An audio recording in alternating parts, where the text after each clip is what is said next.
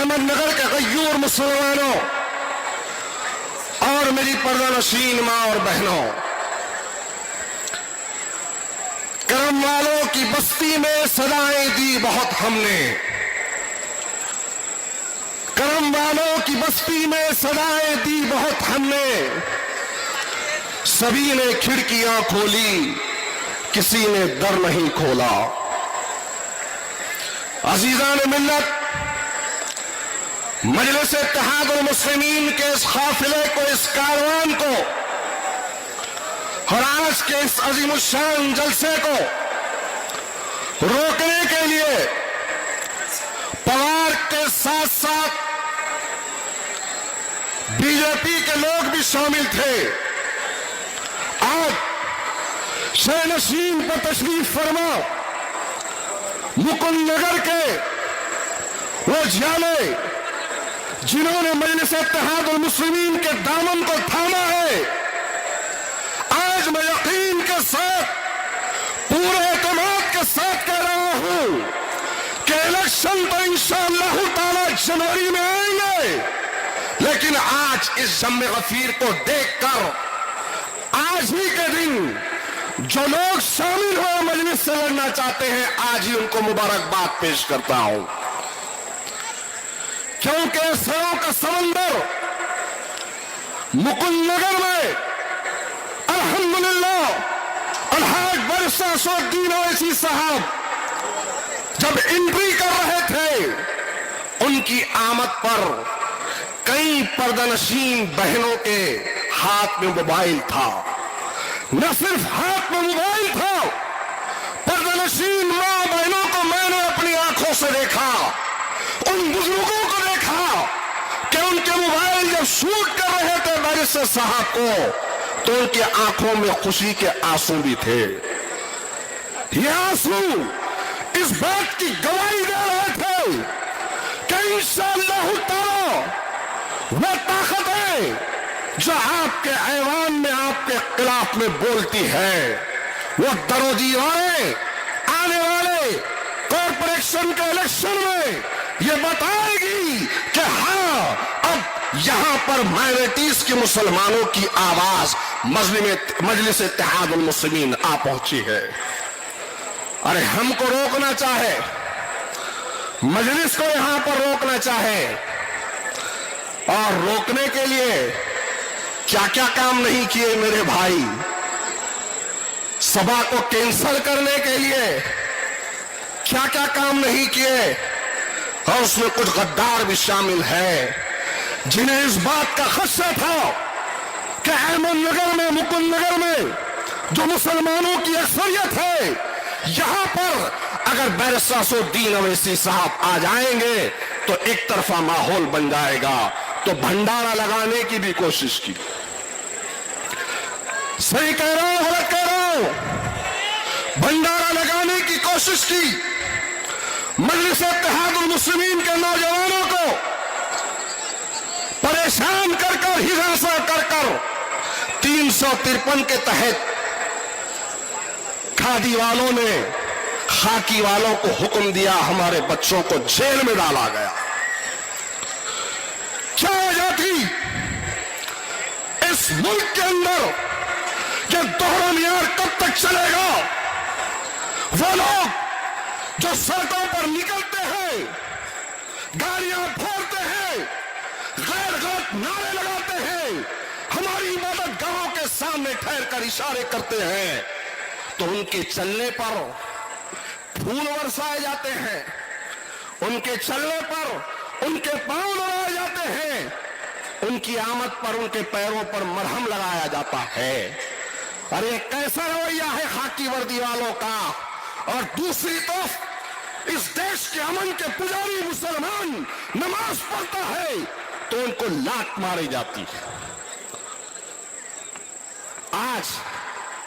مجلس اتحاد المسلمین سے خائف ہونے کی وجہ کیا ہے؟ کہ مجلس اتحاد المسلمین نے سب سے پہلے عوام کا اعتماد حاصل کیا، تو وہی قانون کی بالائے دستی کو ساتھ میں رکھ کر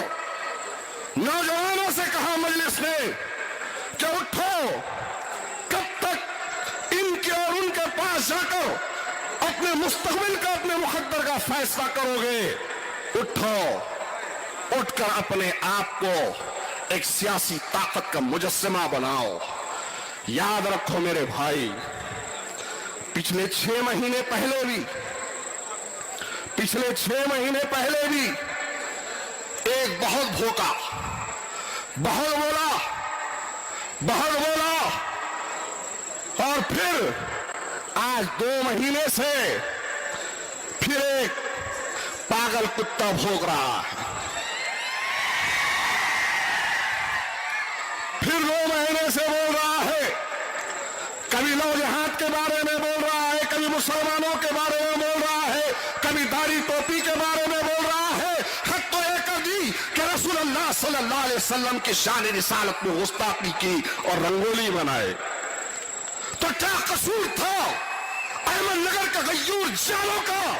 جنہوں نے رسول اللہ صلی اللہ علیہ وسلم کی بے حرمتی پر راستے پہ نکل کر جمہوری دائرے میں جنہیں آئین نے اختیار دیا ہے، وہاں پر ہم نے، ہمارے نوجوانوں نے احتجاج کیا۔ کھاڑیاں پھوڑنے والوں پر تو پھول برسائے جاتے ہیں، اور یہاں پر سنویدھان کے دائرے میں رہ کر اگر ہمارے اپنے نوجوان اپنی بقا کے لیے اور رسول اللہ صلی اللہ علیہ وسلم کی جو بے حرمتی کی گئی تھی اس کے خلاف میں آواز اٹھاتے ہیں تو جیل میں ڈالو گے؟ ارے تمہاری جیلوں سے ڈرنے والے نہیں ہے،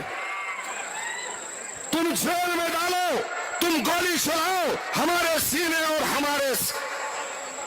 سر آج تک آپ کے سامنے کبھی نہ جھکے تھے، نہ جھکیں گے۔ الحمدللہ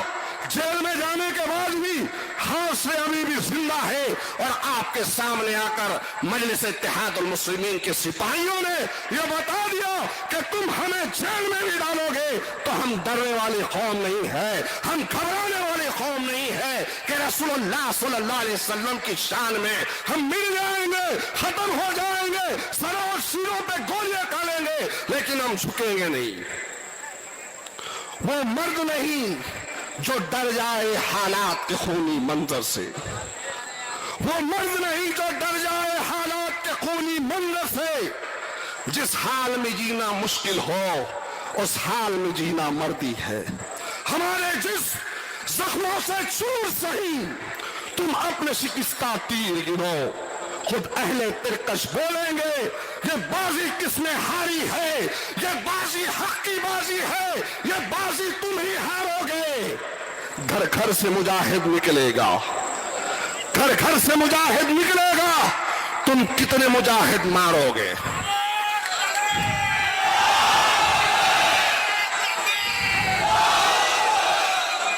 میرے بھائی 6 مہینے پہلے وہ ٹکلے کو جواب دیے تھے امتیاز جلیل صاحب نے، یاد ہے نا؟ وہ ٹکلے کو جو مٹ میں حفاظتی دستے کے ساتھ بیٹھا ہے،